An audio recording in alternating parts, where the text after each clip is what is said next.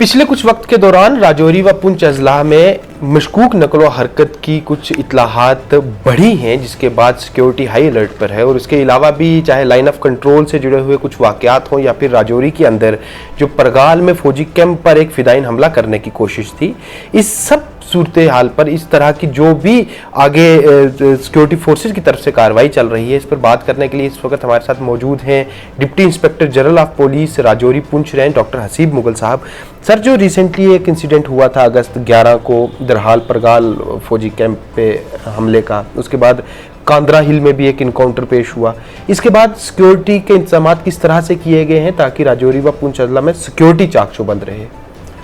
बिल्कुल, इस इंसिडेंट के बाद, क्योंकि इस इंसिडेंट से पहले ही पुलिस और एजेंसीज़ के पास खबर तो थी मूवमेंट की, चूँकि आप जानते हैं कि अभी जो बरसात का मौसम है इसमें काफ़ी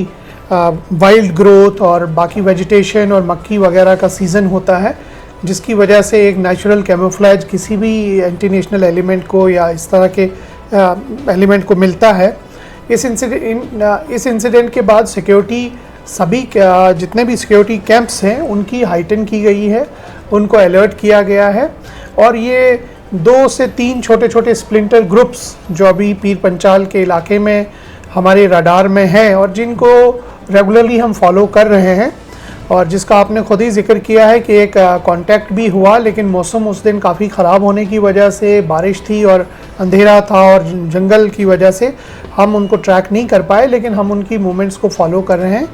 और जल्द ही हमें लगता है हम उनको न्यूट्रलाइज़ कर पाएंगे।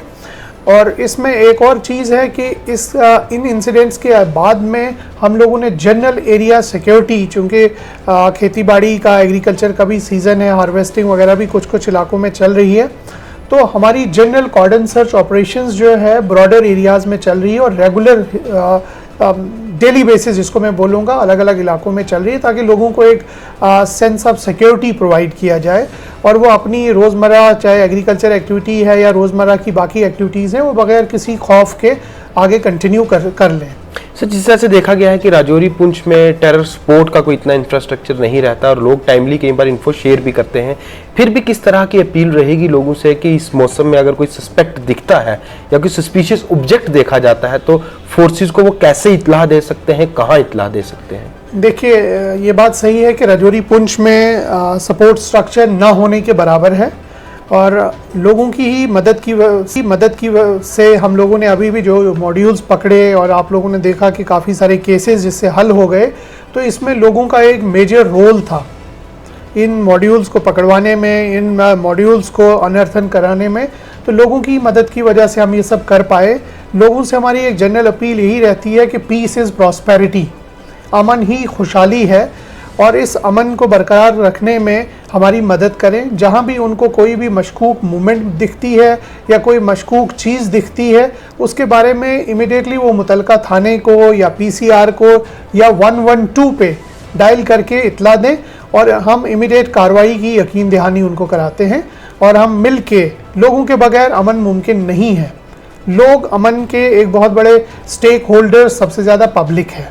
हम उसमें अपना रोल निभा सकते हैं और पब्लिक को अमन चाहिए तो उसमें उनको एक रोल निभाना पड़ेगा। और हमारे जितनी भी पुलिस और सिक्योरिटी फोर्सेस हैं वो उनकी मदद करने के लिए हमेशा 24/7 जो है तैयार है। और हम अपनी भी बाकी ज़राए को भी अलर्ट किया हुआ है हम लोगों ने, ताकि हम इस इलाके में अमन जो है वो बरकरार रख सकें। ये थे हमारे साथ DIG Rajouri Poonch range doctor Haseeb साहब, जिनने साफ बताया कि किसी भी तरह की मशकूक नकलो हरकत या मशकूक चीज़ दिखने पर आप बेझिझक 112 हेल्पलाइन नंबर पर कॉल करके इसकी इत्तला दे सकते हैं। और ये हमेशा पुलिस की तरफ से व दीगर हिफाजती अमले की तरफ से कहा जाता है कि जो भी इस तरह की कोई जानकारी देगा उसकी आइडेंटिटी को पूरी तरह से सीक्रेट रखा जाएगा, ताकि उसे किसी भी तरह का खतरा पेश ना हो और बर वक्त किसी भी तरह की मशकूक नकलो हरकत या मशकूक चीज़ पर कार्रवाई की जा सके।